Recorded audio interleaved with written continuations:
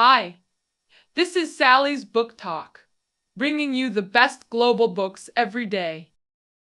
Well, hello everyone. I'm Sally. We've previously discussed a few art-related books. Today let's switch gears and talk about movies. Regular listeners might know I'm a huge movie buff. I even did a film series before starting the art history program. As non-professional movie lovers, our opinions usually come from personal viewing experiences rather than formal film theory.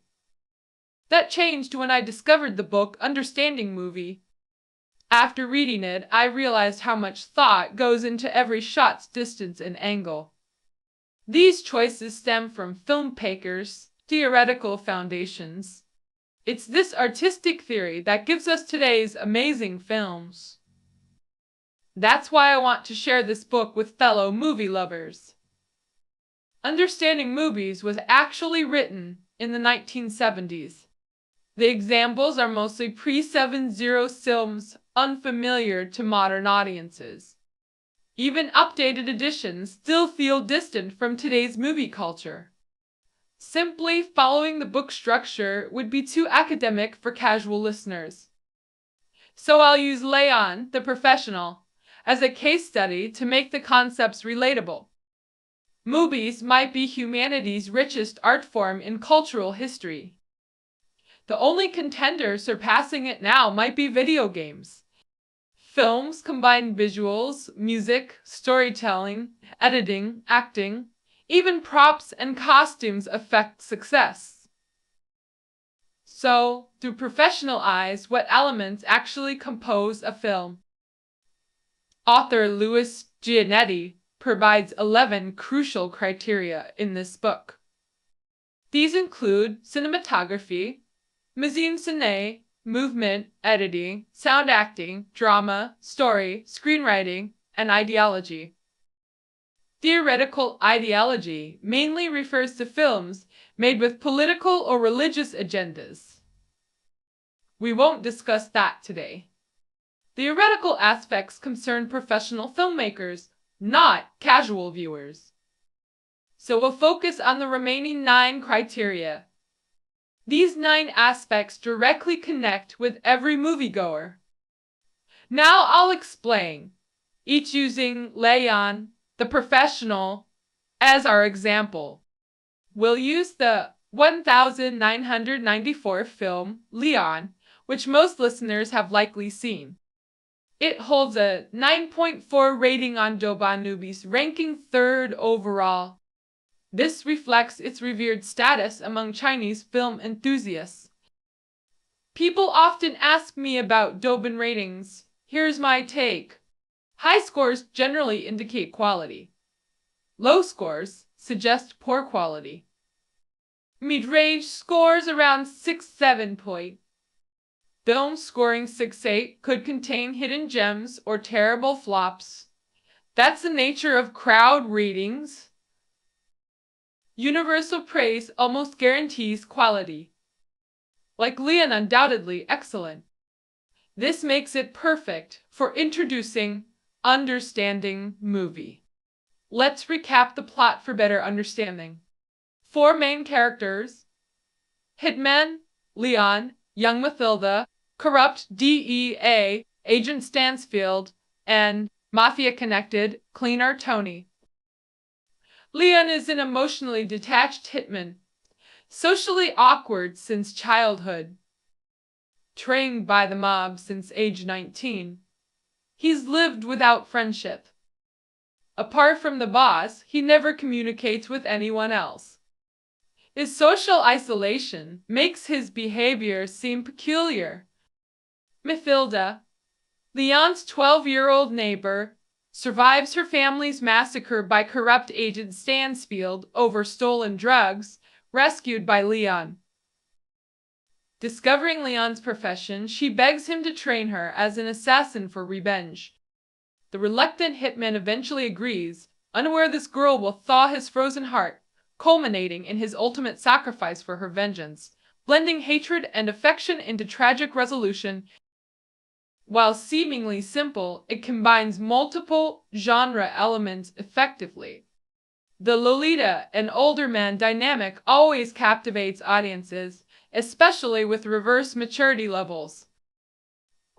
Similar themes appear in Lolita, originally titled The Enchanter, in some editions whose source material remains literary masterpiece. Such taboo relationships rarely end well.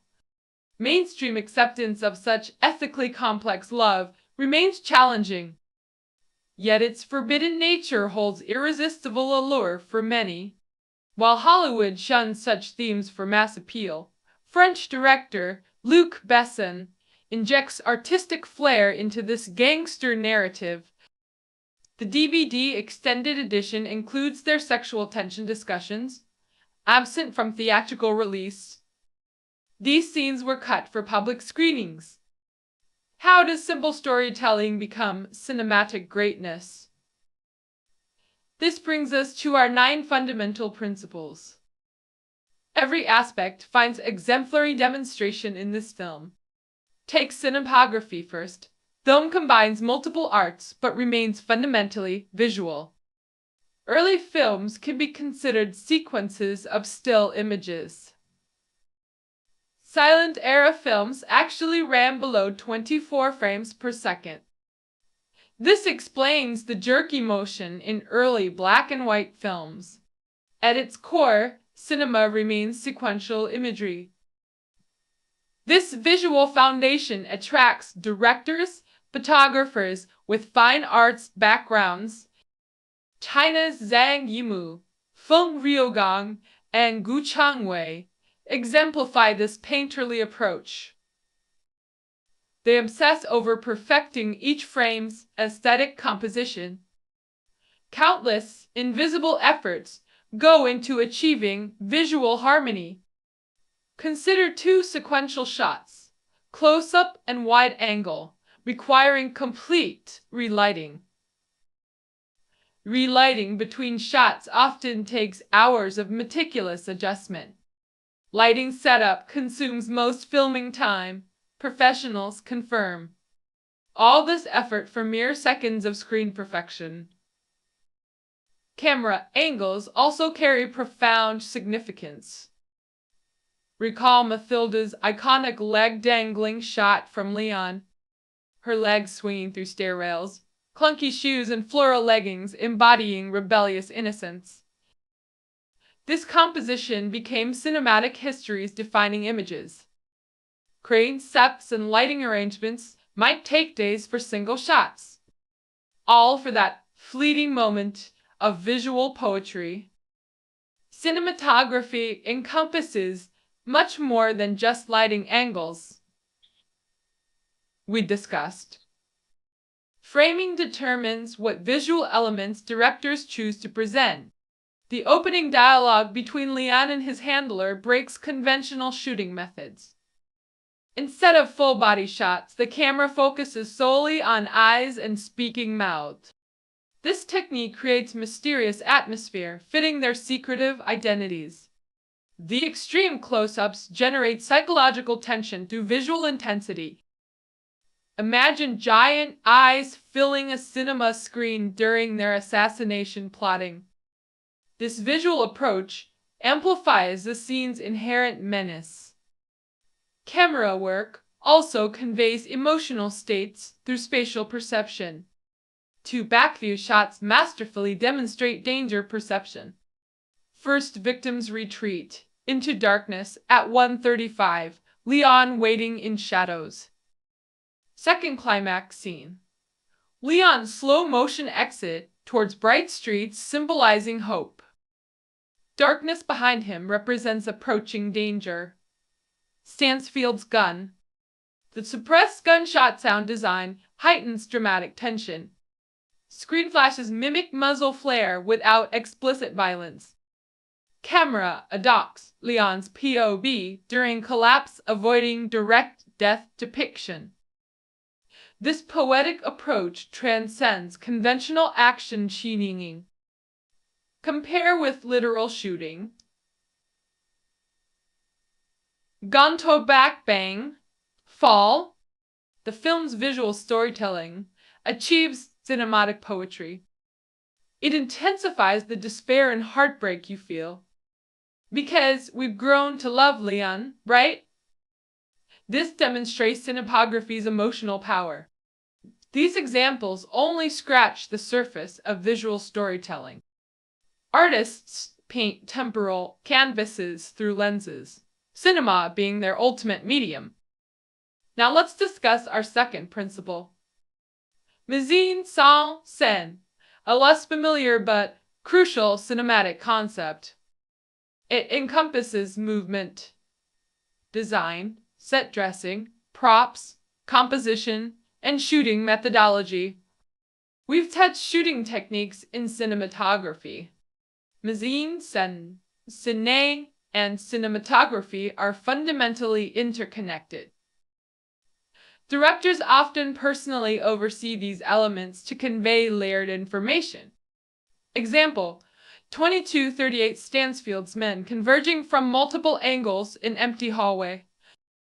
Silent hallway plus slow motion footsteps equals increasing dramatic pressure. Echoing footsteps create balloon bursting tension before violence erupts. This sequence foreshadows Mathilda's family massacre. 10:16. Leon's black-clad figure contrasts with the vibrant city backdrop. His nervous glances reveal alienation in supposedly peaceful environment. The bustling city means nothing but killing grounds to this isolated hitman. Single shot perfectly establishes Leon's existential reality. 42. 43. Contrasting heights as Leon and Mathilda stride through streets. Leon's hurried pace vs. Mathilda's struggle to keep up visually defines their relationship. Young Mathilda has to jog to keep pace with Leon's long strides. Their sudden stop creates height-based power dynamics through blocking. Leon looms over Mathilda while issuing commands, her upward gaze showing submission. This spatial arrangement visually reinforces their initial relationship hierarchy. Their dynamic gradually evolves into complex emotional connection. Whether romantic or familial remains intentionally ambiguous. Later scenes show them communicating eye to eye when Leon crouches down. The leveled physical positioning symbolizes developing equality. At 101, Leon's confession scene uses deliberate staging. Leon restrained, on chair, B.S. Matilda, vulnerably sprawled on bed. Director Besson visualizes suppressed desire through careful blocking. Leon's forward lean contrasts with physical restraint from standing. Mathilda's body language oscillates between childish innocence and premature sexuality. The ultimate, unconsummated confession heightens tragic tension. Leon's emotional constipation stems from moral and experiential barriers. His fabricated past romance story serves as emotional armor. This concludes our mise-en-scène analysis. I encourage viewers to actively observe staging choices during future viewings. Next, we examine motion, encompassing all movement within frame. The author separates motion analysis to accommodate action films, dance sequences, and animation elements. Since Leon contains minimal such elements, we'll focus specifically on camera movements. Per-1920s films use static shots, like group photographs, rigid and unmoving. The advent of tracking shots revolutionized spatial storytelling in cinema. A simple pan following Leon across streets seems mundane today, but was revolutionary.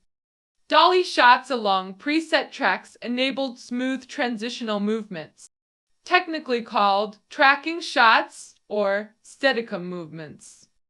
Example, Mathilda entering restroom at 1:30 using lateral tracking. The unnecessary movement builds tension in empty space deliberately. Such techniques are horror genre staples for atmospheric buildup. Compare with The Bourne, Identity's signature, shaky cam.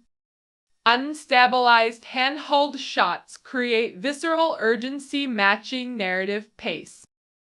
Documentaries often employ similar techniques for authenticity. Classical narrative cinema adopts moderated camera movement. This balanced approach caters to mainstream audience expectations.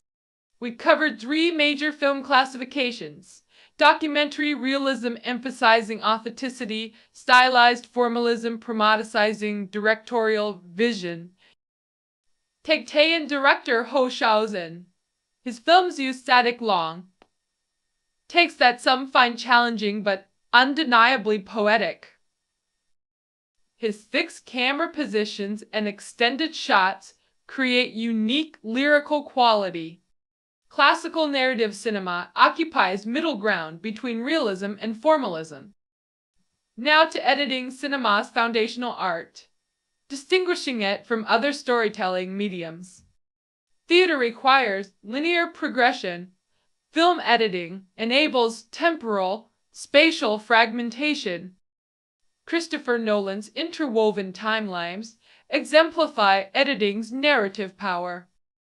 Editing transforms raw footage into coherent sequence, vital for inlinear storytelling. Wong Kar-wai's editing process exemplifies artistic reinterpretation.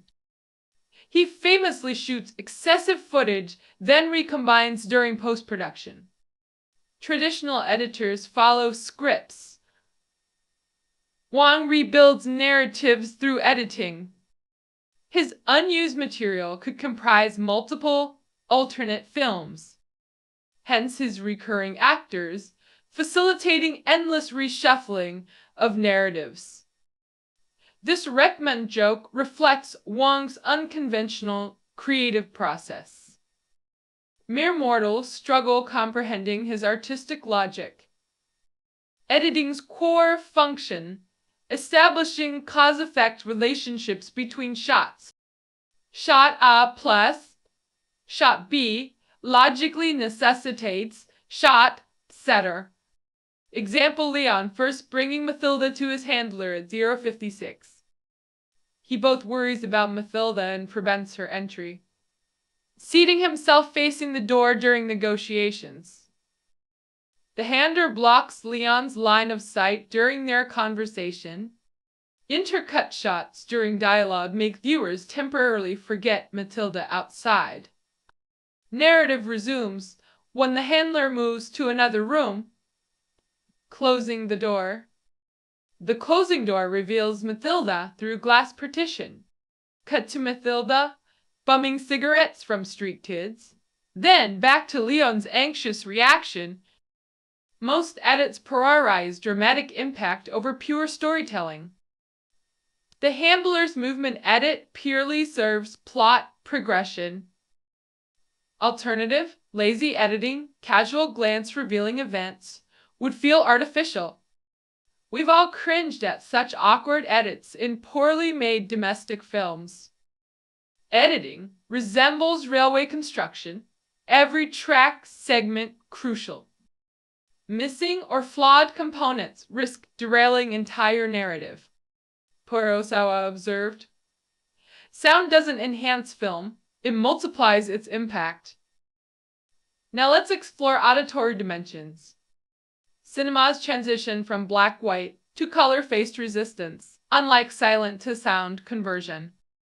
Industry universally embraced sound technology with unprecedented speed. This demonstrates sound's fundamental importance in filmmaking. Horror films become bearable without audio. Common industry joke. Early action films used post-production Foley work before sync sound technology. This specialized craft remains vital, now called sound design.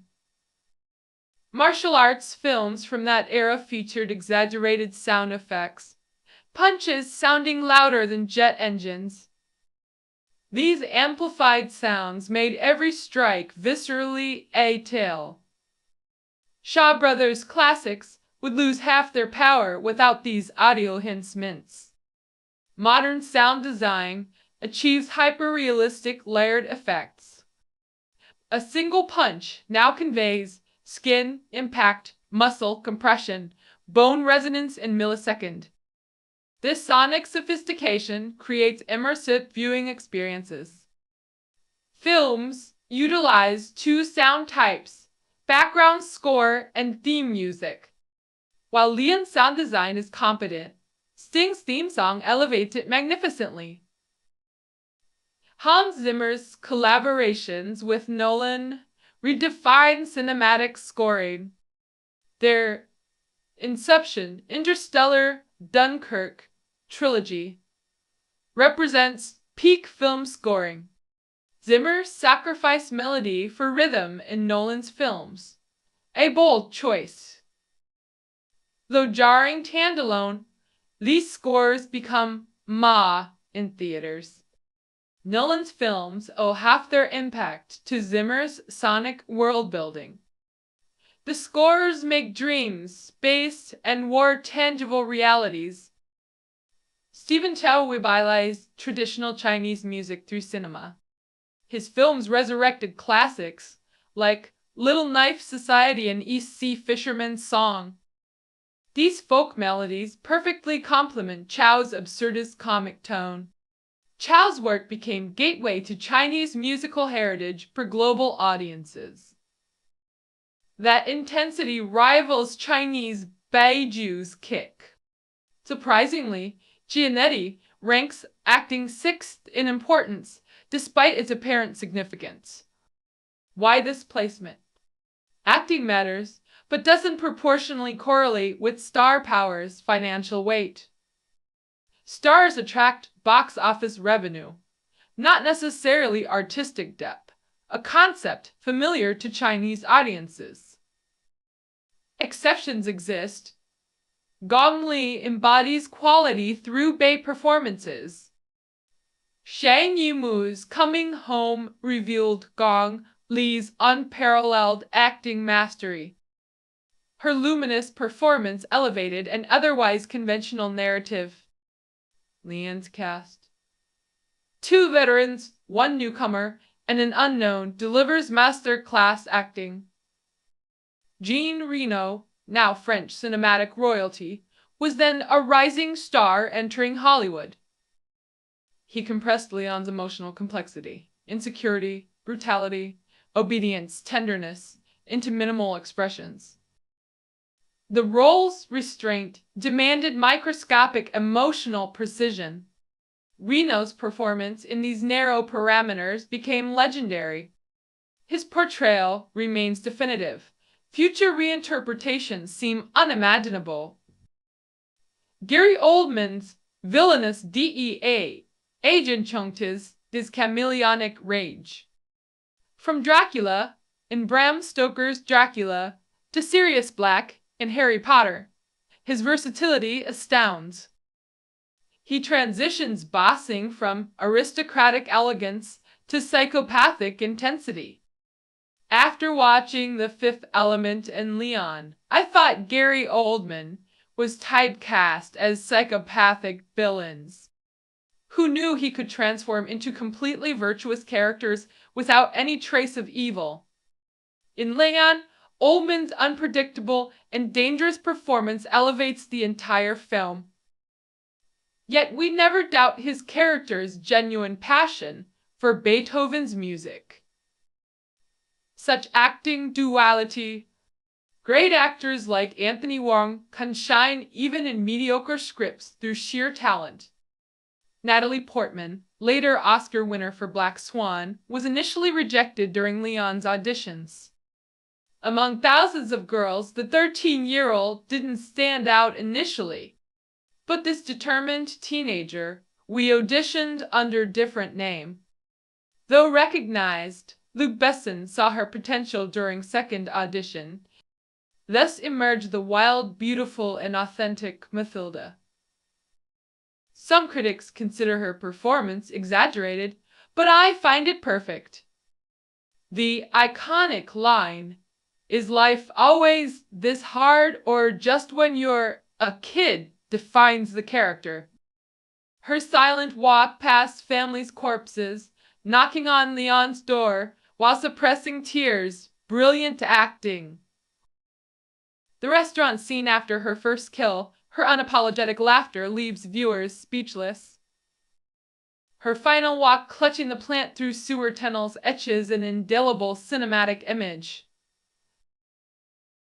I still see girls emulating Mathilda's iconic look, her hairstyle, oversized jacket, clunky shoes, skinny legs swaying down streets. She's become a cultural archetype. This enduring impact owes much to Natalie Portman's groundbreaking performance. As for the handler character, his portrayal became definitive, exactly how such underworld figures should look.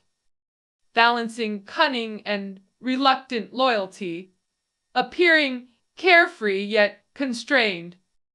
Now we examine drama, story, and screenwriting, three interconnected elements. The book explores theater's relationship with cinema, their similarities and distinctions. Both share structural components: actors, script, directors, production design. They fundamentally pursue narrative, emotional expression through performance. Successful adaptations like Mr. Donkey require complete medium, specific overhauls beyond core plots. Theatrical techniques often prove incompatible with cinematic language. Film allows whispered emotions, theater demands vocal projection for audience comprehension. Even with modern microphones, theatrical vocalization remains distinct from screen acting. Cinematic close-ups versus theaters. Fixed perspective create fundamentally different visual languages. Theater directors relinquish control during performances. Film markers maintain absolute authority. Film directors can endlessly refine performances through multiple takes. Screenplays undergo constant revisions until directorial satisfaction. This process enables stronger auteur signatures in cinema. Golden Age. Hollywood directors functioned more like theater supervisors within studio systems. The actor theory movement empowered directors to steer films' creative directions. Hollywood eventually bowed to this artistic reality. Today, even big-budget Hollywood productions recognize directors' crucial roles. After Batman v Superman's underperformance, DC quickly replaced directors, proof of their influence. Strong directors establish a film's quality baseline through their vision. Even their weakest works maintain minimum quality standards. While criticized, Ang Lee's Billy Lynn remains quality cinema. His aesthetic sensibilities guarantee it. Luc Besson represents an exceptional case study.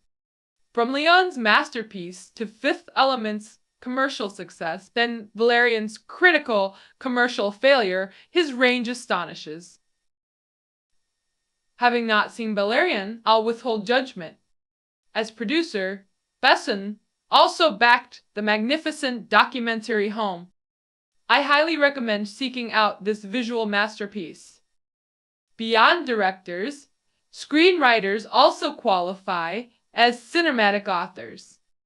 Few read screenplays, leaving screenwriters underappreciated. Detailed scripts specify everything from dialogue to camera angles, reducing directorial workload. Studios often prefer such cost-effective scripts for mid-budget productions. Quality scripts prove budget-friendly compared to directorial reshoots. Other scripts provide loose frameworks for on-set improvisation. Coherence exemplifies this approach. Its dialogue largely improvised from basic character outlines. What's your character's identity? How do you relate to others? I heard actors sometimes improvise relationships, like refusing romantic pairings with certain casters. This seemingly casual approach actually created authentic chemistry in the final film. The cast's improvisation made the first half feel genuine and relatable. This authenticity makes the later Italian setting transition believable. Perfect. Strangers follows similar improvisational techniques, with slightly more scripted dialogue. Cinema primarily serves as story vessels, humanity's oldest entertainment form.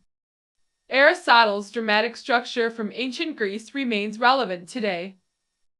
A sloped triangle representing narrative tension slowly rising, then sharply falling before resolution.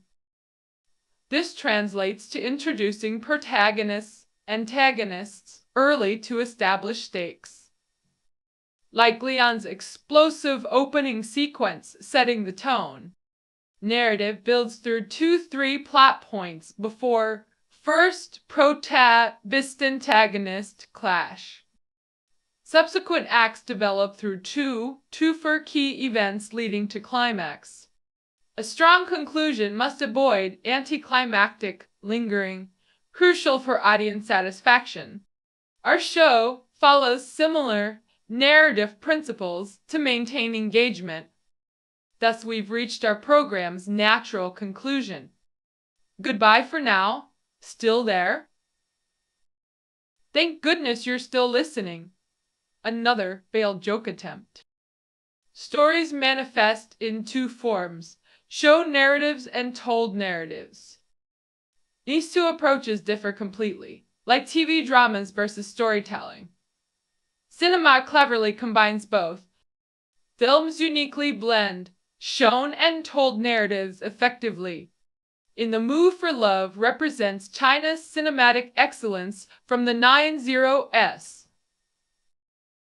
Jiang Wen's voiceover serves as our temporal guide through the story.